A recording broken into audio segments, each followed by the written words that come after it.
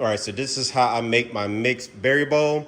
You're gonna need 1 thing of fresh blackberries, raspberries, strawberries, and since I love blueberries, I got 2 packs, but you could double up on whichever one that you like the most.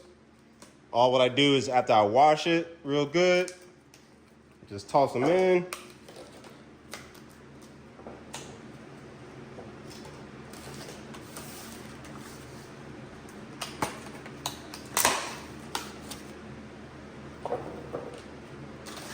The strawberries I cut up